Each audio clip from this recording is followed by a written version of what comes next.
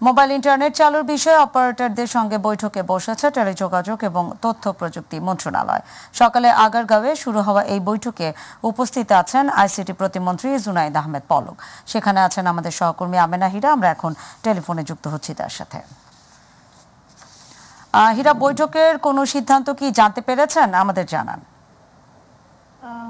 নাদিয়া, আপনাকে ধন্যবাদ। নাদিয়া, আপনি জানেন যে কোটা আন্দোলনকে কেন্দ্র করে কিন্তু বাংলাদেশে ইন্টারনেটের যে ডাটা সেন্টার রয়েছে সেটা কিন্তু দুর্বৃত্তরা পুড়িয়ে দেওয়ার পর থেকে ইন্টারনেট সেবা অনেকটাই ব্যাহত এবং সারা দেশে ইন্টারনেট সেবা নাই বললেই চলে এমন পরিস্থিতিতেই কিন্তু ছিল।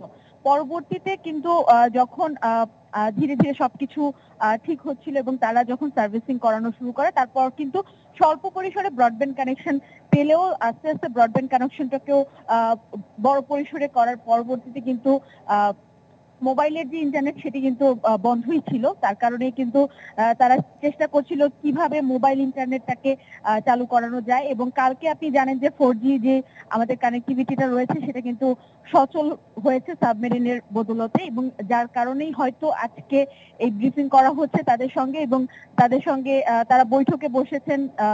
হয়তো আজকে অথবা আগামীকাল থেকে ইন্টারনেট সেবা চালু করার একটা সম্ভাবনা আমরা এমনটাই কিন্তু আমরা আশঙ্কা করছি দিতে পারে। এবং এর বাইরে এখন পর্যন্ত বৈঠক চলমান রয়েছে। সকাল 9টা থেকে নাদিয়া বৈঠকটি শুরু হয়েছে।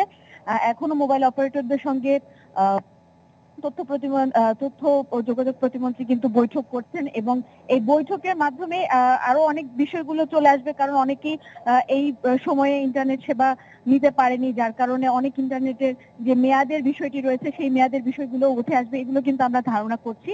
যদিও খুব দ্রুতই বৈঠক শেষ হয়ে যাবে। বৈঠক শেষ হলে পূর্ণাঙ্গভাবে আমরা জানতে পারবো আজকে বৈঠকের বিষয়াদি কি হয়েছে এবং কবে নাগাদ মোবাইলের যে ইন্টারনেট রয়েছে সেটি গ্রাহকরা পাবে।